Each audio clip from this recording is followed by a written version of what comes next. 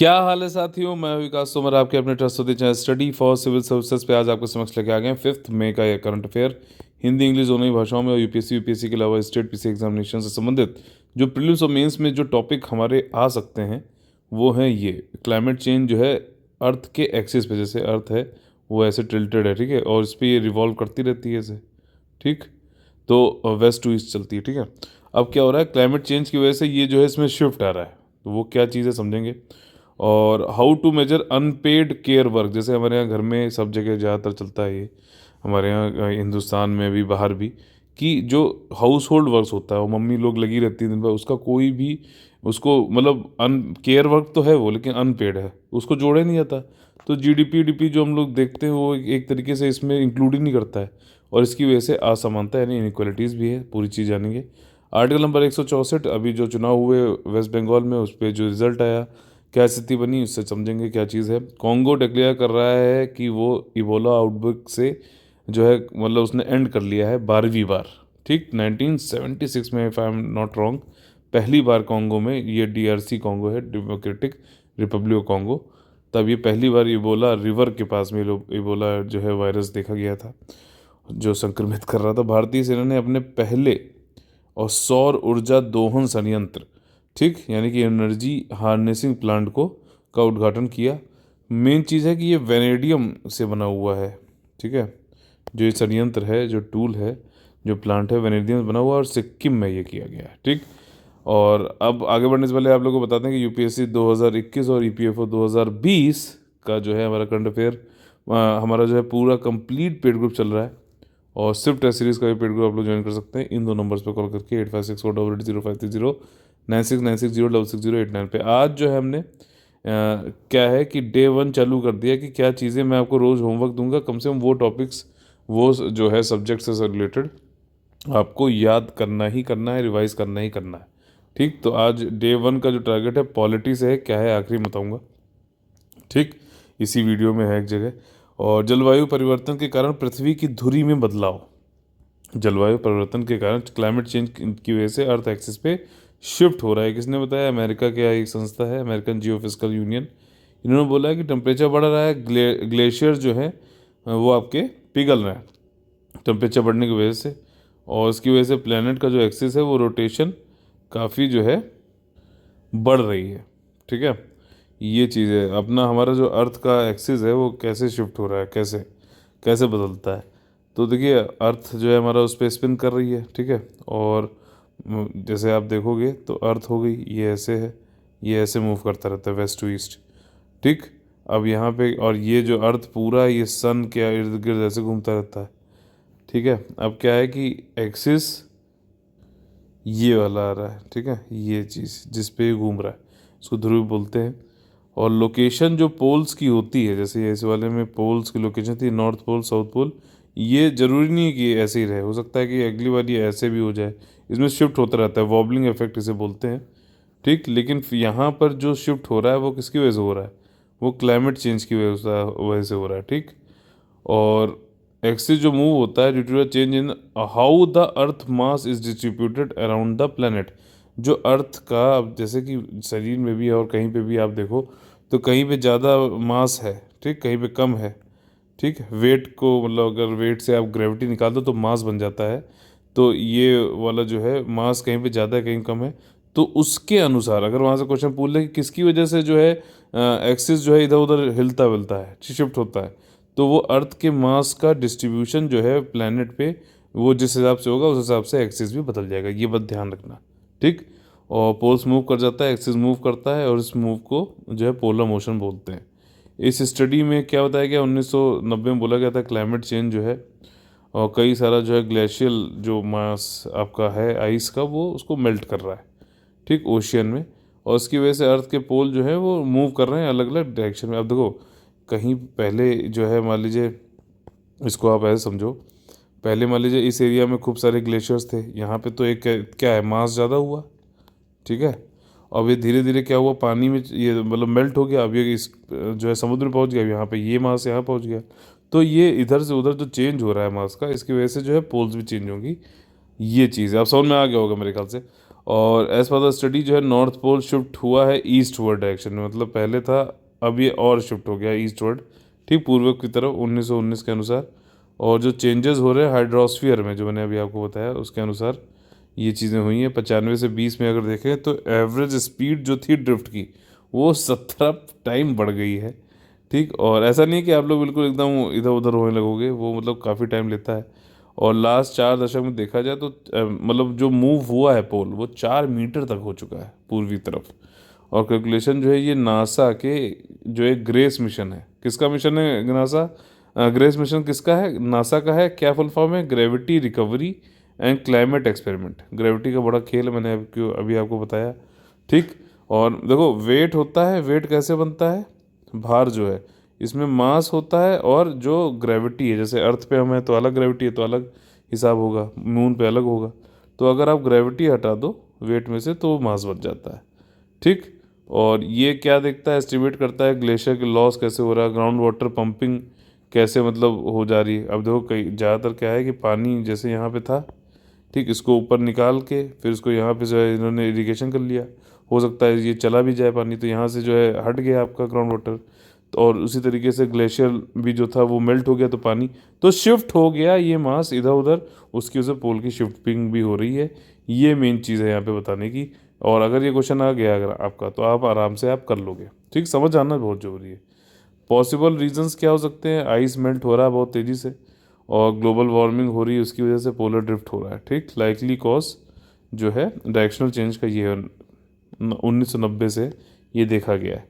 Other जो causes हो सकते हैं, कारण हो सकते हैं, वही जो आपको बताया, वाटर शॉर्ट स्टोरेज जो है चेंज हो गया है नॉन ग्लेशियल रीजन में, ठीक। जैसे कि अब मैदानी क्षेत्र है, प्लेन्स हैं, गैंजेटिक प्लेन्स, तो वहाँ पे कोई ग्लेशियल थोड़ी ना है, लेकिन वहाँ पे जो है पानी निकाल निकाल के इधर उधर कर दिया गया है, ठीक। तो ये चीज़ है, ग्राउंड वाटर कंजम्पशन इरिगेशन और उसकी वजह से चेंज हो रहा है। Ice melting, ground water depletion, ये सब फिनोमिनन है, इसकी वजह से शिफ्ट होता है मास का, और उसकी वजह से एक्सिस जो है आपका हमारे जो अर्थ का एक्सिस है वो भी शिफ्ट हो जाता है। Million of tons of water जो है हमारा वो ड्रिंकिंग और इन सब के लिए यूज़ होता है, और उसकी वजह डिस्ट्रीब्यूशन हो जा रहा है, ठीक। तो ये वाला टॉपिक जो है हमारा काफ़ी इंपॉर्टेंट था ज्योग्राफी के पॉइंट ऑफ व्यू से, इसको जो है इससे क्वेश्चन बन सकता है और लेटेस्ट रिपोर्ट में है। तो इसमें एक चीज़ और ध्यान रखना कि ग्रेस मिशन किससे संबंधित है, आपका नासा से, और ये ग्रेविटी वाले से आपको इसको देखता है, ग्रेविटी और क्लाइमेट एक्सपेरिमेंट से, ठीक। तो ये कल जो है मैंने ये बताया था स्पुतनिक, स्पुतनिक वी बताया था, तो ये वी है, 5 नहीं है, बस तो ध्यान रखना है, वी से वैक्सीन समझ लो, ठीक। और रशिया का है, और ये दुनिया की सबसे पहली कोविड-19 की रजिस्टर्ड वैक्सीन है। अगला जो हमारा टॉपिक है वो है कि how to measure unpaid care work and address the inequality. अब देखो सिंपल सा इस पूरे उसमें जो है पहले कंटेक्स्ट समझ लेते हैं। अभी इलेक्शन के जो असेंबली वाले इलेक्शन हुए, विधानसभा वाले, उसके मैनिफेस्टो में कई जगह ये देखा गया कि कैंडिडेट ने, पार्टियों ने ये बोला कि जो अनपेड वर्क है जो महिलाएं करती हैं हम उसका भुगतान दिलाएंगे, समझ रहे हो, promise various forms of payment. और मतलब यहाँ भी इसको एक तरीके से ये वोट बैंक पॉलिटिक्स से जोड़ रहे हैं। हालांकि ये वोट बैंक से नहीं होना चाहिए, ये हर घर से हर घर में लोग को इस चीज़ को पहचानना चाहिए, और उसको जो है किसी तरीके से क्वांटिफाई करते हुए उस जो केयर वर्क है, मतलब आप समझो कि अगर पति भी जा रहा है बाहर बाहर काम करने, उसको समय पर जो जो सबसे महत्वपूर्ण डाइट होती है पूरे दिन की, ब्रेकफास्ट यानी कि नाश्ता ना मिले टाइम पे, तो क्या ये पति जो महाराज हैं ये क्या जो है प्रोडक्टिवली काम कर पाएंगे, ठीक। या फिर जो बच्चा पढ़ने जा रहा है स्कूल में, उसको लिए सुबह 6 बजे से उठ के पूरा खाना बनाना, उसके जो है उसके क्या बौद्धिक जो है उसकी डेवलपमेंट के लिए ज़रूरी नहीं है, फिजिकल एक्टिविटी है, सारी चीज़ है, ग्रोथ है उसकी। तो क्या ये जो केयर वर्क हो रहा है जिसको हम लोग क्वांटिफाई करते हैं, जिसको हम लोग ग्रांटेड लेते हैं, अरे मम्मी तो बनाएंगी ही, है ना, ये तो इनका काम ही है, ये क्या मतलब है, ये तरीका ये ठीक नहीं। हमें उसकी रिस्पेक्ट भी करनी चाहिए पहली बात तो ये, ठीक, क्योंकि कुछ चीज़ें तो अमूल्य होती हैं, मैं ये कहता हूँ। तो इस वाले जो ये वाली चीज़ थी इसमें मुझे दो पहलू नज़र आए। एक तो ये भी इसका प्रो हो सकता है, कौन हो सकता है कि हम इसको जोड़ें ही ना, कि ये चीज़ें तो अमूल्य है यार। एक एक माँ अपने बच्चों को या फिर अपने जो पालन पोषण जो केयर वर्क कर रही हैं, अच्छा ये जो केयर वर्क है ये ऐसा नहीं सिर्फ महिलाओं से संबंधित है, वॉलेंट्रीली जो लोग काम करते हैं जैसे उसको भी जोड़ा जाता है, क्योंकि वो केयर कर रहे हैं लेकिन उसका कोई पैसा तो ना उनको मिल रहा है। तो ये वाली चीज़, तो इसमें ये भी है कि ये अमूल्य चीज़ें, इनका हम लोग पैसा लगा नहीं सकते। लेकिन दूसरी तरफ देखा जाए तो इसकी वजह से, पैसा इसको क्वान्टिफाई ना होने की वजह से कि अरे ये तो फ्री में काम चल रहा है, तो उसकी वजह से क्या है, असमानता भी है। इनको जो घर पे महिलाएं हैं, वुमेन हैं, अपनी मम्मी हैं, इन लोग का जो है एक निचले, और वैसे भी हमारे यहाँ पुरुष प्रधान जो है सोसाइटी है इंडिया में, ठीक है ना। तो उसकी वजह से क्या हो रहा है कि इनइक्वालिटी बढ़ रही है, इनइक्वालिटी बढ़ रही है। और वाकई में ये देखा जाता है कि जिसके हाथ में पैसा आ रहा है वहीं जो है जो सशक्त है। हालांकि ऐसा होना नहीं चाहिए, लेकिन है यही, ठीक है ना। देखो ज़िंदगी में अभी क्या है कि लोगों के अंदर सक्सेस का जो वो है मंत्रा है, वो चेंज हो गया आज के टाइम पे। सक्सेस का मंत्रा है नोट, कितना नोट आपके पास है। पहले क्या होता था, सक्सेस का मंत्र होता था कि आपके पास कितनी नॉलेज है, ठीक है ना। तो भी कहते हैं ना, ऋषि मुनि जो है सबसे ज़्यादा उनका ओहदा होता था। लेकिन अब क्या है, अब कोई भी जो है अनपढ़ गंवार खाली पैसा कमा के चोरी चकारी से आ जाए तो वो सबसे सक्सेसफुल है। तो ये डिफिनीशन भी जो है गलत है मेरे ख्याल से। और कौन किसको आप मानते हो सक्सेस, ये अलग अलग लोगों के लिए सक्सेस भी हो सकती है, की डेफिनेशन अलग अलग हो सकती है। खैर, अपना जो है पूरा मैंने आपको यहाँ पे इसलिए समझाया चीज़ कि ये जो है अभी इसमें देखिए ये किया गया है कि जीडीपी में जैसे क्या होता है, जीडीपी में खाली देखा जाता है फाइनल प्रोडक्ट देखना है, एक साल टाइम फैक्टर दे दिया, टेरिटरी में दे दिया और कह दिया फाइनल प्रोडक्ट गुड्स और सर्विसेज जो है उसको जोड़ दिया जाए, तो ये आपका जो है कंट्री किस हिसाब से ग्रोथ कर रही है उसे बताया जाता है। अब ये जो है इस मेजर में ये जो केयर वर्क हो रहा है महिलाओं द्वारा या फिर वॉलंटरी सर्विस कई लोग कर रहे हैं, जैसे कि आपदा पड़ती है तो रामाकृष्ण मिशन पहुंच जाते हैं कई सारे, तो यार उनका पैसा आप नहीं जोड़ रहे हो तो वो कहाँ, उनको मतलब कैसे करोगे। और जो मैंने आज चीज़ बताई कि ये बच्चे हो गए, पति हो गए, सब लोग एक क्वालिटी वर्क करते हैं, ठीक, तो लिविंग ऑफ जो वो है वो बढ़ता है स्टैंडर्ड। तो उस चीज़ों को जीडीपी क्वांटी मतलब वो अपने जो है जब मानक इसको तैयार करता है, मेजरमेंट करता है, तो इन सब चीज़ों को नहीं जोड़ता है। इसलिए जीडीपी क्या एक किसी कंट्री की जो ग्रोथ हो रही है, जो डेवलपमेंट हो रहा है, उसको मापने के लिए क्या एक सही जो है टूल है क्या, इस पे सवाल उठने लगे हैं। ठीक, इसके अलावा और भी बोले जा रहे हैं, ऐसे ह्यूमन डेवलपमेंट इंडेक्स होना चाहिए, इसको जोड़ना चाहिए, और भी कई सारे। तो ये पूरा इसमें यहाँ पे बताया गया है। ठीक, अनपेड वर्क जो मैंने आपको बता दिया कि फैमिली में इन सब में होता है। इसमें वॉलंटरी जो कम्युनिटीज़ हैं, ऐसे स्वैच्छिक सामुदायिक कार्य जो करते हैं उनको भी जोड़ा, मतलब कोई भी केयर वर्क करो पैसा आपको नहीं मिल रहा है, और उसको जो है आपका जो है ये भी देखा इकोनॉमिक एक्टिविटी जो है में नहीं जोड़ा जाता है, तो उसको हम क्या बोलेंगे, अनपेड केयर एक्टिविटीज़। ठीक, और ये है कि इसमें इसमें देखा गया है कि वीमेन जो है वो अपना ज़्यादातर टाइम तो इसी एक्टिविटीज़ में जो है जो अनपेड है, मेन से बहुत ज़्यादा, अभी बताऊंगा इसका आंकड़ा। और प्रॉब्लम यही है कि पैट्रियार्कल नॉर्म्स हमारे यहाँ प्रेवलेंट हैं। ठीक, पितृ पितृ सत्तात्मक मानदंड हैं हमारे यहाँ, मतलब पुरुष प्रधान तक के बोल सकते हैं। तो महिलाओं का ही काम हो गया, ऐसा नहीं है कि ये खाना वाना बनाना 24 घंटे की जो है जॉब है यार, 24 घंटे की मेरे भैया, ये इसको आप समझ ही नहीं रहे हो। और अगर इसमें ममता ना हो तो ये कार्य करे भी ना, कोई कर ही नहीं सकता। ये अगर जो है मन से, और तभी मैं कह रहा हूँ कि इसकी कभी भी हम वो पैसे लगा नहीं सकते कि अरे 1 घंटा आपने घर में खाना बनाया तो आपको जो है हम 200 रुपये देंगे। वो मूर्ख हैं लोग जो ये चीज़ बोल भी रहे हैं, जो कैंडिडेट हैं। खाली इसको वोट बैंक अगर पॉलिटिक्स से जोड़ के देख रहे हो तो भूल जाओ, गलत तरीका है ये हर घर में ये चीज़ होनी चाहिए। और उसको अगर पैसे से नहीं बल्कि मैं कहता हूँ किसी और चीज़ से उसको कैसे भी करो, इसका सुझाव आप लोग दे सकते हो नीचे कमेंट बॉक्स में। ठीक, अच्छे अच्छे क्रिएटिव सोचने की कोशिश करना। स्टैंडर्ड मेजर्स जो है में माना जाता है, ये इकोनॉमिक एक्टिविटी में नहीं माना जाता है, और वीमेन और गर्ल्स जो है इसलिए इनइक्वलिटी बहुत ज़्यादा फैल रही है पूरी दुनिया में। अगर देखा जाए तो मैकिन्से जो है कंसल्टेंसी टाइप से है, इसने ये एस्टिमेट किया है कि असमानता कैसे है, जेंडर इनइक्वलिटी कैसे है, इस बात से पता चल सकता है कि पूरी दुनिया में अगर 100 रुपये का काम होता है, तो मतलब अनपेड केयर वर्क होता है, ठीक, केयर वर्क जो हो रहा है जिसके पैसे नहीं दिए जा रहे, अगर पूरी दुनिया का देखा जाए तो उसमें से जो है 75% वर्क जो है वो तो वीमेन कर रही हैं। तो ये वाले फैक्ट जो है आप जेंडर इनइक्वालिटी में लिख सकते हो, एसए में, मेंस में। ठीक, कंडीशन क्या है इंडिया में, तो समझ लो कि मतलब 299 मिनट यानी कि 6 घंटे करीबन वीमेन जो है हर दिन अनपेड डोमेस्टिक सर्विस मतलब कि जो खाना बनाना ये सब झाड़ू पोछा इन सब में लगाते हैं। अब वहीं अगर मेन देखा जाए तो खाली 1.5 घंटे के आसपास। ठीक, 2019 की रिपोर्ट है ये। और इन अनइक्वलिटी इनइक्वलिटी जो है ये इसका डायरेक्ट रिलेशन भी है हमारी जो फॉर्मल इकोनॉमी है उससे भी। ठीक, औपचारिक अर्थव्यवस्था से संबंधित है। क्यों? क्योंकि अब देखो जब व्यूमन है वो घर ही में अनपेड वर्क कर रही है तो वो जो है फॉर्मल जो इकोनॉमी है वहाँ पे जा ही नहीं पाती है। तो इसलिए उनका वहाँ पे जो है आपका फॉर्मल इकोनॉमी में जो है वो पार्टिसिपेशन कम है व्यूमन का। और फॉर्मल इकोनॉमी में है नहीं इनका पार्टिसिपेशन, तो इनके जो है सामाजिक सुरक्षा वाले जो सोशल सिक्योरिटी के जो वो हैं जैसे इंश्योरेंस और जो होता है प्रोविडेंट फंड होता है, पेंशन होता है, ये सब भी व्यूमन के पास कम है। तो आप देख रहे हो कितना ज़्यादा जो है व्यूमन के साथ में कितना ज़्यादा डिस्क्रिमिनेशन बिल्कुल सिस्टम में इंटीग्रेटेड है। इसको तोड़ना बहुत ज़रूरी है और इसको तोड़ने के लिए व्यूमन्स को ही आगे खुद से आना पड़ेगा। कोई और नहीं कर सकता इसे। अब मैं ये नहीं कह रहा हूँ कि घर पे ही तुम आज ही से आंदोलन में बैठ जाना मेरे भाई, मतलब मैं विमन और उन सबसे आंदोलन मतलब इस तरीके का आंदोलन नहीं करना, लेकिन उसका एक तरीके ढूंढने चाहिए आपको। इंडिया जो है अब देखो यहाँ पे जो वर्ल्ड इकोनॉमिक फोरम का जो ग्लोबल जेंडर गैप, अब इस वाली लाइन में 3-4 फैक्ट हैं। वर्ल्ड इकोनॉमिक फोरम पब्लिश करता है ग्लोबल जेंडर गैप रिपोर्ट। ठीक, 2021 में इंडिया की जो रैंक है एक तो गिर गई है कितना, और रैंक क्या है 140 रैंक है 156 कंट्री में। ठीक, और जो वीमेन का कंट्रीब्यूशन है हमारी जीडीपी में सिर्फ 17% है।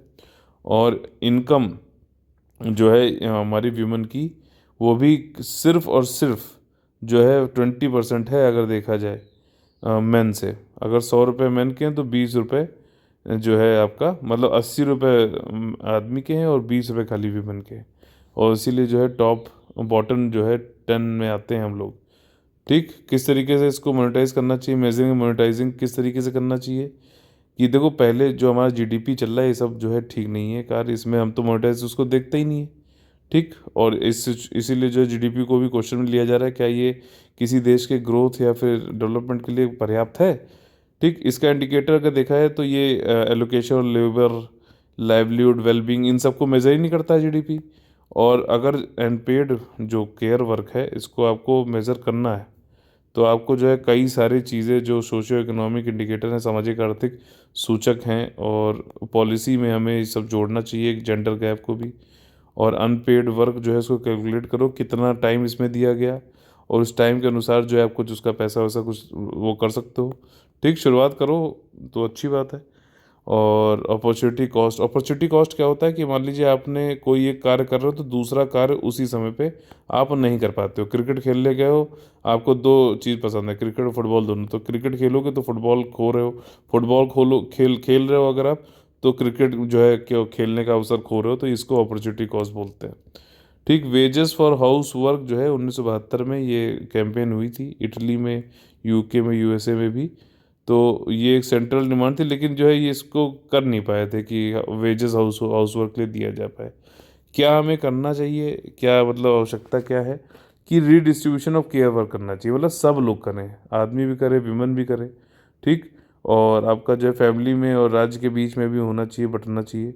सोशल नॉर्म्स जो हैं, मानक हैं, सामाजिक और इकोनॉमिक डेवलपमेंट, इनको भी पॉजिटिवली इसको अब केयर वर्क को आगे बढ़ाना चाहिए। मतलब केयर वर्क जो है जैसे आपका घर की सफाई है, ठीक है ना, घर की सफाई है, खाना बनाना, ये सारे कार्य जो केयर वर्क में आते हैं, इसको जो है आप ये देखो कि मतलब बड़े उसमें पैमाने में देखो कि ये ज़रूरी है, सबको करना चाहिए। तब जो है जाके लोगों के अंदर इसको, नहीं तो क्या है किसी कह दो यार बर्तन धो दो तो कहेंगे बट बर्तन जरूर धोऊंगा मैं बर्तन धोने के लिए बना हूँ, मैं जा रहा हूँ काम करूँगा पैसा कमाऊँगा, ऐसे बोलते हैं ना, ये गलत चीज़ है।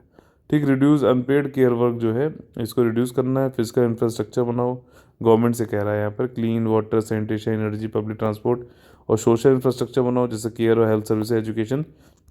भाई एजुकेशन को अगर आप अच्छा करो, वीमेन को अच्छे से एजुकेशन मिले जो कि नहीं मिलती है, जेंडर गैप देखा गया है, तो वो भी अच्छा वो कार्य कर सकती है, बहुत बढ़िया, जो फॉर्मल इकोनॉमी आप कहते हो। ठीक, और इसमें और डेटा जितना आ जाएगा उतनी अच्छी पॉलिसीज़ बनेंगी, पॉलिसी जब आएंगी तो हम उसको मॉनिटरिंग अच्छे से कर सकते हैं और जो वीमेन और मैन के बीच में जो केयर रिस्पॉन्सिबिलिटीज़ में डिस्पैरिटी है उसको ख़त्म कर सकते हैं।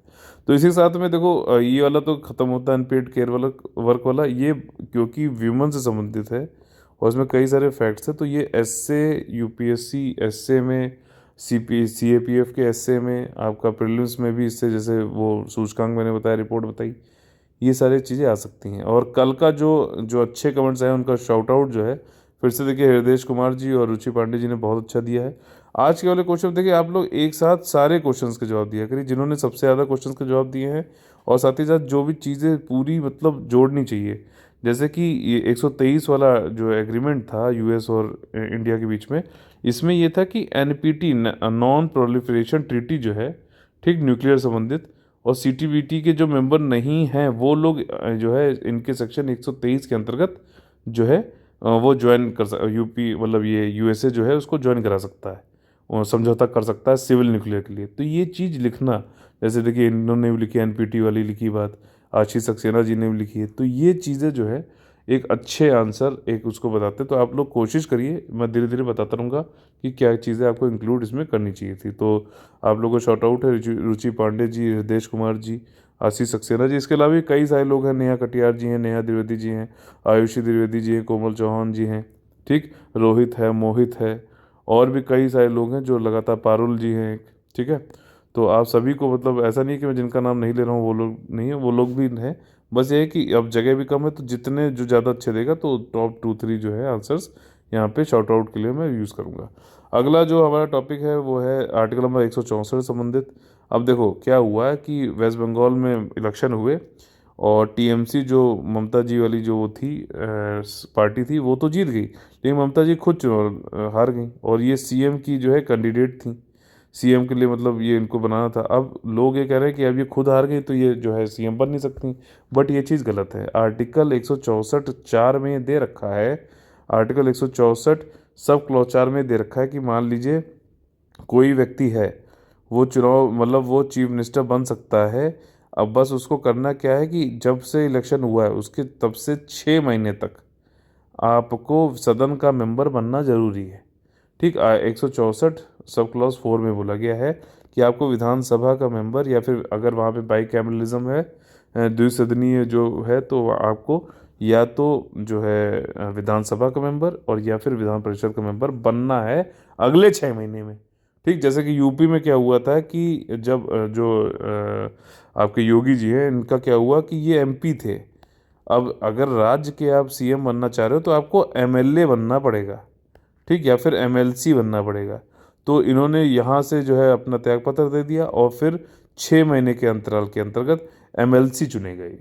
नहीं तो क्या होता है कि इनको छोड़ना पड़ता है, क्योंकि मिनिस्टर जो होता है, अब देखो यहाँ पे बेसिक चीज़ है जो आप लोग ध्यान नहीं देते हो, ये पूरे जो है लेजिस्लेचर यानी कि विधायिका है, ठीक, उस विधायिका का एक पार्ट है सरकार, ये इसके ऊपर कंट्रोल रखता है, चेक एंड बैलेंस रखता है पूरा जो है आपका विधायिका है, ठीक। तो ये जो पार्ट है, तो एमएलए पहले आपको बनना पड़ेगा, तब आप मंत्री बनते हो।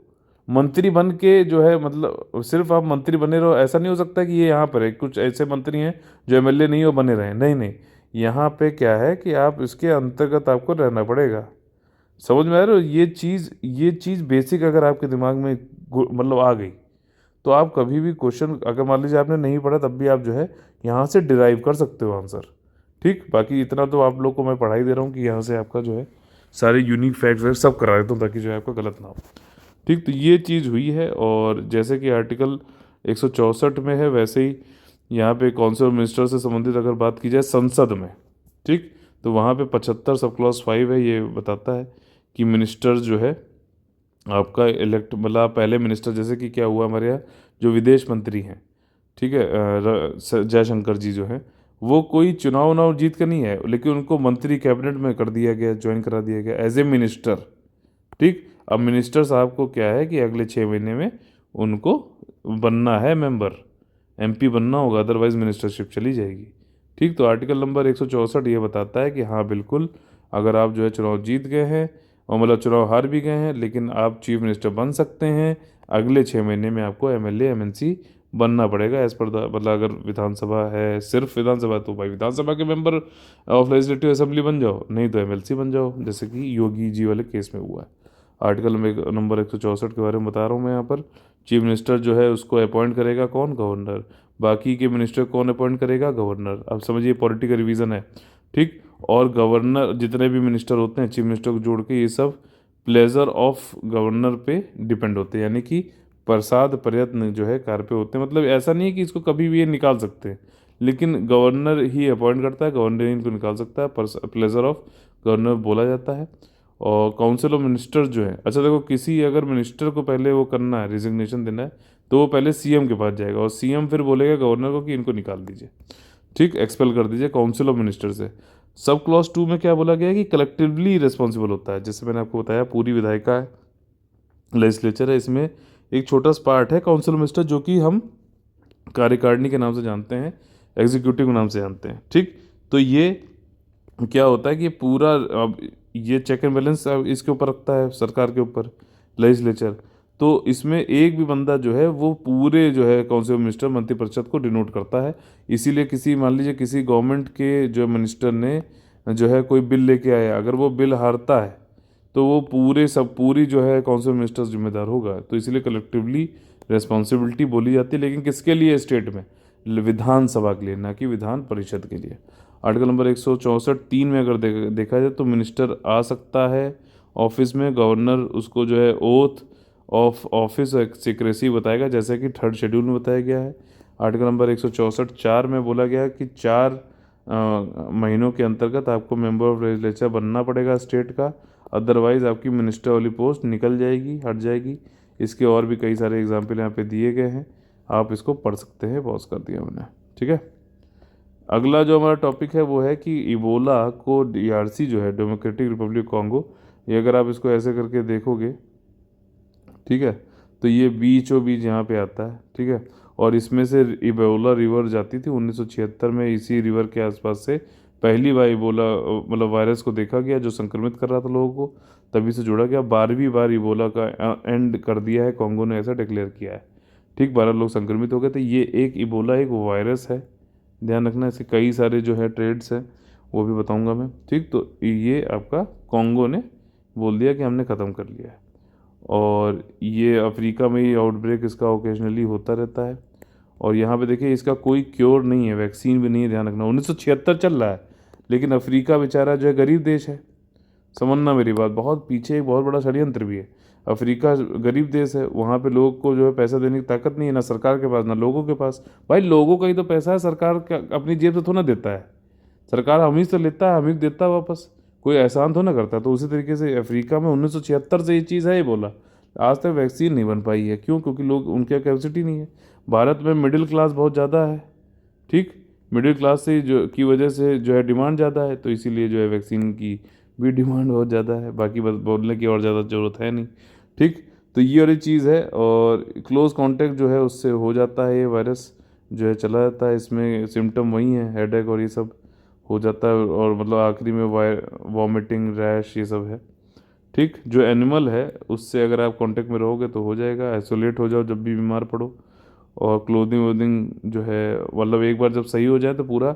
अच्छा ये भी है, एक चीज़ है कि जहाँ पे कोविड घर में हो गया था लोगों को, मैं ये कहूँगा कि जब एक बार ये सब लोग निगेटिव हो जाए तो पूरे घर को सैनिटाइज करवाना जरूरी है। आ जाते हैं आजकल लोग, हैं सब, ये सब भी कार्य चल रहा है। ईवीडी जो है ये पीपल में होता है, इंसानों में होता है, नॉन ह्यूमन प्राइमेट्स में होता है, ठीक। प्राइमेट्स कौन का? मंकी, गोरिल्ला, चिंपैंजी में। और ये कई सारे इसके जो है ग्रुप हैं, Ebola virus, Sudan virus, Tai virus, Bundibugyo virus, Reston, Bombali, इसमें से जो 4 हैं, इबोला, सुडान, ताई, बूंदी, बोगियो, ये जो है इंसानों में जो है डिजीज़ फैलाता है। रेस्टोन वाला इंसानों में नहीं करता है, सिर्फ प्राइमेट्स और सुअर में करता है, ठीक। बॉम्बली वाला जो वायरस है ये अभी तक इसको नहीं बताया गया, देखा गया है कि ये जो है या तो जो है इंसानों में या फिर एनिमल्स में, दोनों में करता है कि नहीं करता है, बस ये वायरस है इतना पता है, ठीक। ये बैट्स में देखा गया था, चमगादड़ में। और इबोला वायरस जो है पहली बार 1976 में चालू हुआ था, इबोला रिवर के पास में, जो कि डेमोक्रेटिक रिपब्लिक कॉन्गो से गुजरती है। वायरस को जो है कई सारे लोग तक ये इन्फेक्ट करता है टाइम टू टाइम, ठीक, लगातार नहीं चल रहा है, लेकिन ओकेजनली चलता है। सिम्टम इसमें यही है, इंक्यूबेशन पीरियड इसका जब से कोई इन्फेक्ट हुआ इस वायरस से और फिर जब तक सिम्टम आए उसके बीच में जो है 2 से 21 दिन लगते हैं। दूसरे दिन से भी चालू हो सकते हैं सिम्टम, और 21वें दिन के बाद भी चालू हो सकते हैं। ठीक, और जो पर्सन इन्फेक्टेड होता है एबोला का वो स्प्रेड नहीं करता है डिजीज जब तक सिम्टम डेवलप ना हो जाए। लेकिन कोविड-19 में क्या हो रहा है कि सिम्टम ना भी हो तब भी आप एक तरीके से स्प्रेड कर रहे हो, और सिम्टम इसके यही है, fever, fatigue, muscle pain, headache और ये सारी चीज़ें। और इसके बाद जब ज़्यादा हो जाता है तो वॉमिटिंग, डायरिया और इम्पेयर्ड किडनी, लीवर फंक्शन, ये सारी चीज़ें हैं। अगला जो हमारा टॉपिक है, इंडियन आर्मी ने इनॉग्रेट किया है ये first solar energy harnessing plant India में। ठीक, ये कहाँ किया गया है? एक तो first green solar energy harnessing plant है जिसमें कि वेनेडियम यूज़ हो रहा है, बैटरी टेक्नोलॉजी। नॉर्थ सिक्किम में हुआ है, 16,000 फीट पे। ठीक, तो ये क्वेस्ट मतलब काफ़ी अच्छी नवीकरणीय ऊर्जा जो है, इतनी ऊपर रहते हैं यहाँ पर लाइन पहुँचाना बिजली की ही बहुत कठिन चीज़ है। सबसे बढ़िया जो ऑल्टरनेटिव है, विकल्प है, वो यही है कि आप सोलर बैटरी यूज़ कर लो। और यहाँ पे वेनेडियम बैटरी का टेक्नोलॉजी का यूज़ किया गया है। ये पहला जो है green solar energy harnessing plant है 56 केवीए का, नॉर्थ सिक्किम में लगाया गया है। मदद किसकी ली गई? आईआईटी मुंबई की।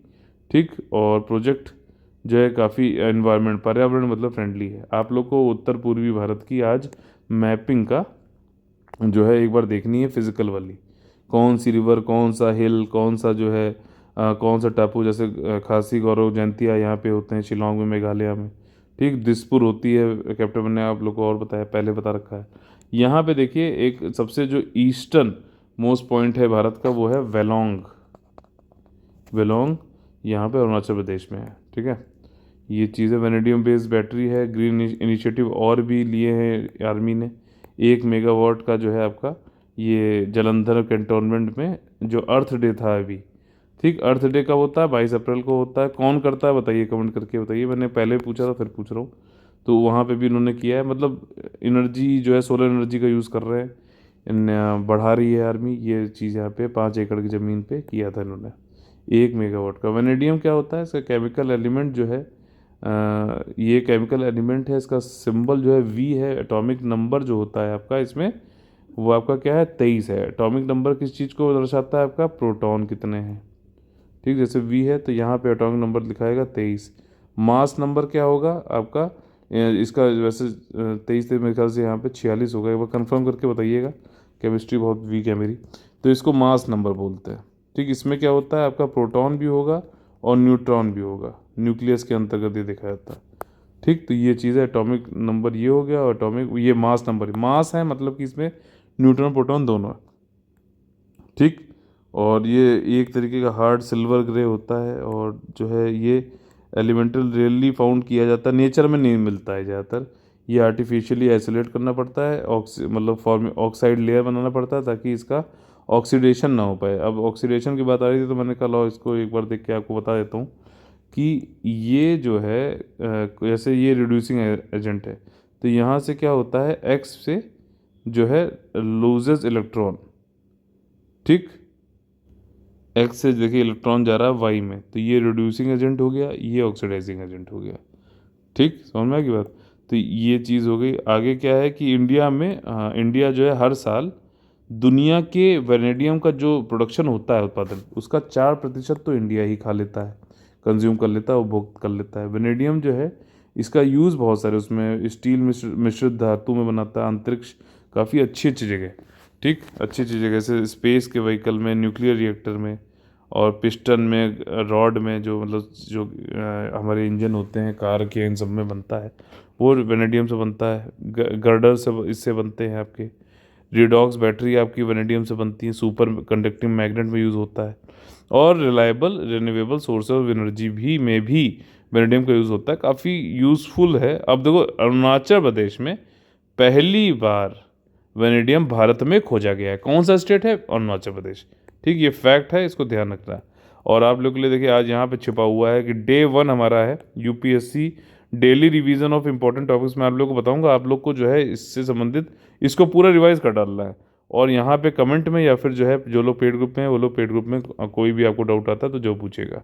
ठीक, और बाकी पेड ग्रुप में जो टेस्ट सीरीज चल रही है आपको उसी को फॉलो करना है। कई में जो है फुल लेंथ टेस्ट भी चालू हो चुके हैं, तो आप लोग को वही करते रहना। बस ये वाला जब मैं आज आपको दे रहा हूँ तो ये बैठ के आपको करना है। लक्ष्मीकांत की बुक में भी पार्लियामेंट का चैप्टर है, 42 पेजेस है करीबन, ये पूरा चीज़ पढ़ लेना। हर साल 2-3 क्वेश्चन आते ही आते हैं। और हम लोग आ गए हैं अब अपने फेवरेट सेक्शन में जिसका नाम है आईएएस पीसीएस। कौन बनेगा आईएएस पीसीएस? इसमें क्या होता है कि हम लोग ये समझते हैं कि पढ़ना लिखना तो ठीक है, कैसे क्वेश्चन सॉल्व करना ये बहुत ज़रूरी है, क्योंकि आखिरी में वो करना ही करना है, इसलिए पहले यहाँ कराते हैं। जाइलोफिस दिपाकी संबंधित सही स्टेटमेंट आपको बताने हैं। ये एक जो है स्नेक सांप की प्रजाति है जो उत्तर प्रदेश में खोजी गई। क्या स्टेटमेंट सही है कि गलत है बताइए। इन्वायरमेंट संबंधित ये वाला जो है क्वेश्चन है, इंपॉर्टेंट है। ये बहुत ही छोटा 20 सेंटीमीटर की लेंथ का स्नेक होता है और इसमें जो है चमकीली शल्क होती है, ऊपरी त्वचा होती है। क्या स्टेटमेंट सही है गलत है बताइए। ठीक, मान लीजिए आपको ये लग गया कि हाँ यार दूसरा वाला सही है, तो आप कैसे कहोगे? अच्छा, इस वाले में दूसरा नहीं है, एलिमिनेशन मेथड समझा रहा हूँ, तो बी वाला नहीं हो सकता, ये हो सकते हैं, ए सी और डी में से कोई हो सकता है। ठीक, तो आपने इसको देखा, फिर आपने देखा स्पीसीज इज ये नेम किया गया किसके ऑनर में? दीपक वीरप्पन जी के नाम पे, जो कि हर्पेथोलॉजिस्ट थे, यानी सरीसृप विज्ञानवेत्ता थे। ठीक है, और इन्होंने एक नई सब फैमिली बनाई थी वुड स्नेक से संबंधित, फाइनी। तो ये भी स्टेटमेंट सही है। तो ये वाला आपने देखा, अच्छा सी हो सकता है यार, क्योंकि इसमें जो है दोनों है, दूसरा और तीसरा भी है, इसमें तीसरा नहीं है तो ये नहीं हो सकता। अब सी और डी में आपको कन्फ्यूज़न है, तो मान लीजिए पहली रीडिंग आप कर रहे हो तो उसको छोड़ दो, आगे बढ़ जाओ। लेकिन दूसरी रीडिंग में आओ तो इसमें 50% की प्रोबेबिलिटी है, तो ये वाला क्वेश्चन जरूर करना है। फिर आप फिर से चेक करो यार, क्या ये उत्तर प्रदेश में पाया गया था केरला स्नेक? अगर आपको लगता है पाया गया तो आप भैया डी लगाओ, नहीं लगता है तो आप सी लगाओ, जो भी हो, लेकिन ये वाला क्वेश्चन करना जरूर, क्योंकि इसमें 2 ऑप्शन में से आपको पता है कि एक कोई ऑप्शन है। तो यहाँ पे जो आंसर है वो देखिए, उत्तर प्रदेश में नहीं पाया गया था, पहला स्टेटमेंट गलत है, इसलिए सी ऑप्शन होगा। तमिलनाडु में पाया गया। वुड स्नेक जो होते हैं वो हार्मलेस होते हैं, काट मतलब कोई उनसे जो है दिक्कत नहीं होती है। और जो है आप जब सॉइल वॉइल को खोदते हो तब आपको ये मिल जाता है, वेस्टर्न घाट्स में पाया जाता है। ठीक, लॉग्स ऑफ वेस्टर्न घाट्स में पाया जाता है। वेस्टर्न घाट्स की भी मैपिंग आप लोग देख सकते हो, कई बहुत इंपॉर्टेंट है। वेस्टर्न घाट्स का क्या इंपॉर्टेंस है, सिग्निफिकेंस है मानसून से संबंधित। ठीक, कैसे ये वाटर डिवाइड होता है, डेक्कन प्लेटू जो है पूरा जो है आपका डेजर्ट पड़ा रहता है। ठीक, तो ये चीज़ें देखो, क्वेश्चन हर जगह है, आपको रिवाइज आप करते चलोगे, करंट अफेयर जोड़ के चलोगे, इंटरलिंकिंग करोगे तो कुछ भी आपको बचेगा नहीं। सारी चीज़ें आपके सामने हो, एक चीज़ से आप जो है इंटरलिंक करके 50 पॉइंट बना सकते हो, जो कि आपको मेंस में भी काम आएगा, एसए में भी काम आएगा, जनरल स्टडीज़ में भी काम आएगा, और यही चीज़ आपको इंटरव्यू तक काम आएगी। इंटरलिंकिंग की काम जो है, ये एक्सरसाइज आपको जो मैं जो रोज़ कराता हूँ, अगर आप इसको महारत इसमें हासिल करते हो तो बहुत ज़्यादा फायदा होगा। अगला जो क्वेश्चन है हमारा, यूरेनियम 214 से, ये साइंटिस्ट ने इसको खोज लिया है, काफ़ी हल्का है ये। ठीक, अगला ये है कि ये अल्फ़ा पार्टिकल बनाता है, के बारे में ज़्यादा इन्फॉर्मेशन देता है यूरेनियम 214। और ये आइसोटोप जो है 214 वाला, इसके जो has a greater number of neutron than proton, proton से ज़्यादा नंबर है न्यूट्रॉन में, जो मास नंबर है उसमें न्यूट्रॉन के ज़्यादा जो है पार्ट जो है यहाँ पे नंबर है प्रोटॉन से। ठीक, तो इसमें सारे स्टेटमेंट सही हैं यहाँ पे। और ये जो है 214 ये नया ढूंढा गया है, लाइटर है काफ़ी। और 235 जो कॉमनली यूज़ होता है उसमें, अगर मोस्ट कॉमनली यूज़ होता है 235 वाला। ठीक, न्यूक्लियर रिएक्टर इन सब में। और इसके पास में 214 के पास में 51 एक्स्ट्रा न्यूट्रॉन है, मतलब प्रोटॉन से 51 ज़्यादा है। ठीक, तो अगर प्रोटॉन एक्स है तो एक्स प्लस 51 जो है आपका न्यूट्रॉन हो गया। यूरेनियम 214 जो है, ये किसने इसको, चाइना में रिसर्च फैसिलिटी है, इसने बनाया है इसको, हैवी आयन। और इसकी हाफ लाइफ, मान लीजिए अगर ये 1 मिली सेकेंड, इसकी हाफ लाइफ कितनी है, हाफ मिली सेकेंड, यानी कि इसकी फुल लाइफ कितनी हुई, 1 मिली सेकेंड होगी। ये एक नया आइसोटोप है जिसमें यूनिक बिहेवियर देखा गया है ड्यूरिंग इट्स डीके। और इसमें इसकी वजह से क्या है कि अल्फ़ा डीके जो होता है उसको समझने में हमें, और जो देखिए रेडियो एक्टिव प्रोसेस होगा तो उसमें अल्फ़ा डीके होगा।